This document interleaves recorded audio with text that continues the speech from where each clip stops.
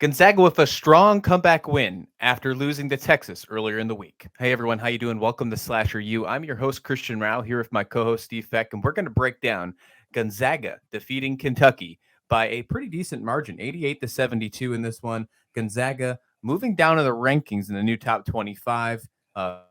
Same with Kentucky as well. Kentucky actually drops quite a bit, but we're going to dig into this one here. 88-72 right off the bat, Steve. When I was checking out this game here, first thing that came to my mind, the first matchup I wanted to pay attention to was how Drew Timme and Oscar Tshiebwe were going to match up against each other. That matchup was pretty good for most of the part, but I would have to say that Drew Timme won the majority of those battles. I would think so. But now Anton Watson also switched off and guarded Tshiebwe also, especially in the second half. But yeah, I mean, it's what you want to see when you have teams like this and you've got players that are in essence not only going to lead their team to championships potentially, but they're potentially going to be player of the year. You know, with both Timme and Tshiebwe. Say that 3 times real fast, Timme and Tshiebwe. I'll leave that to you. But yeah, okay. But yeah, I mean, from that aspect, I think everything lived up to where we thought it was going to live up to. Yeah. You know, and that's terrific when you've got 2 great players in there. For me, what kind of concerned me a little bit was Kentucky's backcourt. Okay. You know, I mean, I think they needed to do a little bit better job to keep the game close. But as far as the inside game on both sides, I mean, it was a terrific matchup, not just with the 2 stars, but with guys like Watson and the Kentucky front line. I thought Calipari had his roster, had his rotation set. It just that Gonzaga was just simply better this night. Speaking of Anton Watson, I think he is in the lead for dunk of the year right now. He had a fantastic slam in this one. If you didn't get a chance to check it out, go see at least the highlights of this game. Go watch the Anton Watson slam. It was fantastic. I love it too. Hometown kid from Spokane, senior. Gotta love that by him. Oh no, you gotta say Spokane. You can't say Spokane. Okay, all right. It's Spokane. People will burn your house down. Oh, okay. Well, we don't need that. No, well, you're moving soon, so it's okay. Okay. All right. Yeah. So with that being said, though, we already kind of touched base on Calipari, but with few, this is a huge win for Gonzaga, especially after that loss against Texas. Obviously, no longer the number 2 overall ranking because of the loss.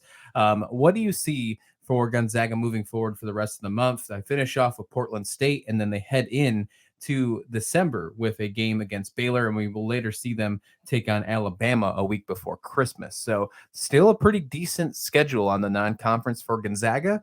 This is definitely a great way to start that off and really get November with a good push after that loss to the Longhorns. Yeah. If you're going to have a hiccup, you want it to be closer to the beginning of the year as opposed to closer to the holidays and getting into conference play. And you could say they had a hiccup against Michigan State, though I've noticed a lot of Zag fan boards are still blaming it on the ship. I mean, I didn't see any gale force winds or any choppy seas. It was both teams had to deal with the same conditions. Exactly. I mean, sometimes you're going to go into a court and the floor is just dead. There's a dead spot on the floor, and there's not much you can do, until the next game and fix the board. So you have to adjust to whatever's going that way. But I think whatever Few said during practice between the 2 games, it obviously sunk in. I think Gonzaga, especially in the second half, really came out and really inserted themselves. I thought defensively, Gonzaga played a terrific game on defense, which is typical Mark Few led basketball teams, but when you've got 3 guys scoring 20 points or more, that says a lot about your team's focus and your team's commitment. And I will say that I think Gonzaga was much more focused than Kentucky was. I think there were times where Kentucky, they weren't confused, but they weren't in rhythm. They just never quite got into a rhythm. And that happens with basketball teams sometimes. Unfortunately for Calipari, you don't want it happening against, a top-ranked team like Gonzaga. Yeah, with Calipari, and like you said, they weren't in rhythm this game, and I absolutely agree with you.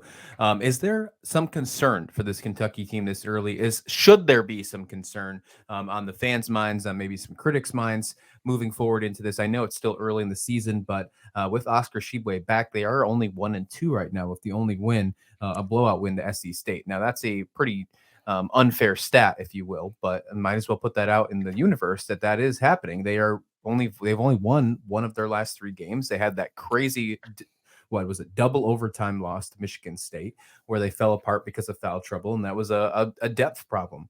They had that blowout win against SC State, and then we just saw this win that they let get away, or I'm sorry, this loss they let get away against Gonzaga. So, do you feel like there's any concern for this Kentucky squad? No, because I think there's still I think players had to assume certain roles when Sheway was out, and now they're having to adjust back there. I thought Jacob Toppin played a pretty good game, but he's got to stop trying to be a 3-point shooter. I understand that they want him to shoot more, but I think he can be as effective with mid-range jumpers as he can stepping out, beyond the arc. I mean, I want to say was he 2 for 12? He is 2 for 12. Yeah, he's 16.7%. Yeah, so you just can't. And it's not like, even when he was at Rhode Island, it's not like he's ever been a 3-point consistent shooter. So I think, Calipari's got to come up with a different plan. It would help if his guards started shooting more consistently as well, where Toppin doesn't feel he has to step out and do that.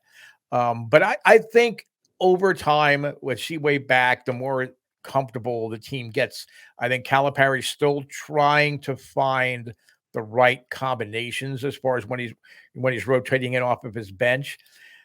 So I would think that by conference time, Kentucky will pretty much have things figured out. I don't know that Calipari thought they would have that kind of, and it's not even a chemistry issue. It's just that they're just not in rhythm. And eventually, I think just with repetition and, as they play out their schedule heading into conference play, I think it will start to settle in, and then we'll start seeing the Kentucky that we all think is capable of not running the table in the SEC, but really being a dominant force in the SEC, and an inconsistent Kentucky team that we've seen so far. Yeah, so Gonzaga moves down in new rankings to 6, dropping 4 spots. Kentucky drops 11. That's tied for the most in drops with UCLA. They moved down to 15th in the new rankings. Ahead of them in the SEC, Auburn sits at 13 and Arkansas sits at 9. So something here pretty interesting in that standpoint. Alabama just behind them in 18th.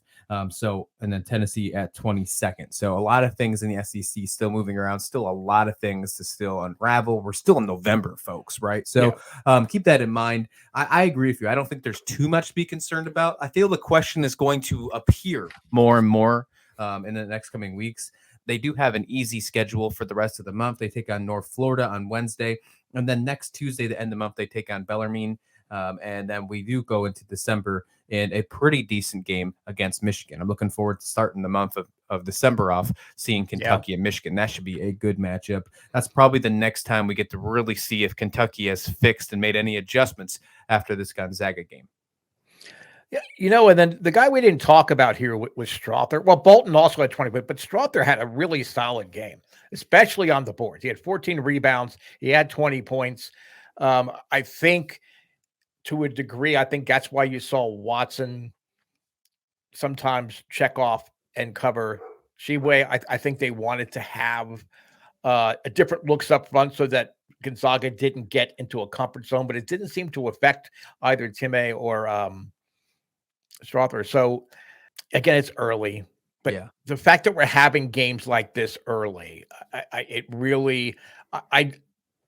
coaches were getting smarter, I think, as time goes on. Not that Calipari needs to be any smarter than they already are, but I think they're realizing that for them to have longer runs in March into early April, they have to start playing at tournament level.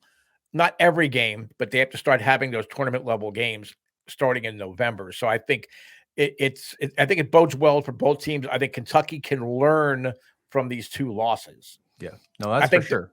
I think there was more to learn from this game than necessarily, the double overtime game.